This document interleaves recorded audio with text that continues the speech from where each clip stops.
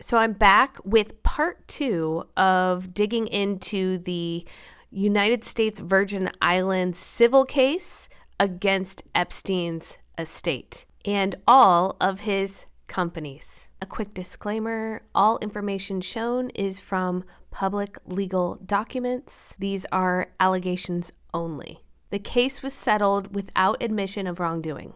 With that being said, let's get into it. So as you can see, there are several LLCs that are involved in this. Also that 1953 trust that, don't forget on my last video, received a $112 million tax refund this year. Yeah, still mad about that one.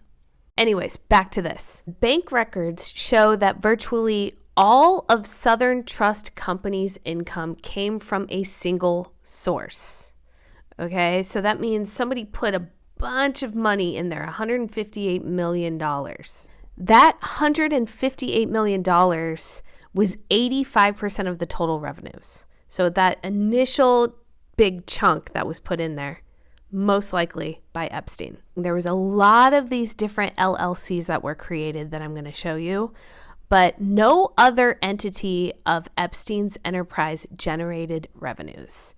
Funds received from the single source were funneled at the direction of Richard Kahn and Darren Indyke to Epstein's personal accounts and other Epstein entities to fund his criminal activity, allegedly. These entities held properties, which included Little St. James, which was aka Epstein Island, and Great St. James, which was land very close to Little St. James, Epstein Island, to help him, traffic. With these LLCs, he served as president, member, manager, or director of each of these entities. And again, none of them were making revenue. And we'll quickly go through all those entities. So we have Nautilus, I'm probably saying that wrong, that owns Little St. James. A Hyperion Air was listed as a holding asset. That was helicopters that he used to transport back and forth. He was also a passive investor to American Yacht Harbor, which was the harbor where he would take his boat to the island. So he had a chunk in there. Plan D owns one or more of the airplanes and helicopters that Epstein allegedly used to transport young women and children to and from his island. Cypress Inc. owns the property in New Mexico. Maple Inc. owns the property in New York. Laurel Inc.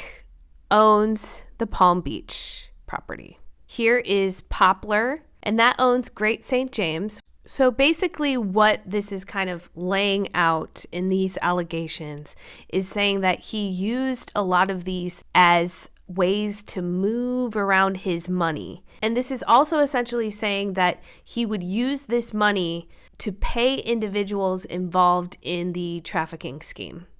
So he set up what looks to be like shell companies to make it difficult to trace the money.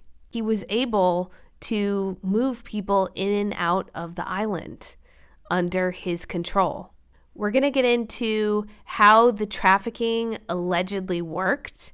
So trigger warning. This is what the Attorney General of the Virgin Islands is accusing him of. As recent as 2018, air traffic controllers and other airport personnel reported seeing Epstein leave his plane with young girls, some of whom appear to be between the ages of 11 and 18. Apparently, Epstein Enterprises kept a computerized list of underage girls who were in or proximate to the Virgin Islands.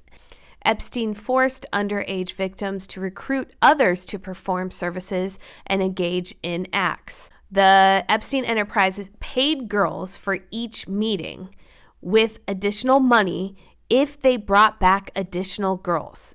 Epstein reportedly required 3 meetings per day. What? Epstein brought victims to business meetings where they were often required to massage his feet or run errands. Many of them did not speak English, which was Epstein's preferred since they spoke less. Epstein sent these victims out to nightclubs or on shopping trips to try to identify and recruit other young women and girls, at times paying them a fee for each recruit. It was a whole pyramid scheme. If they're having to recruit and have 3 meetings a day, how many women were involved in this?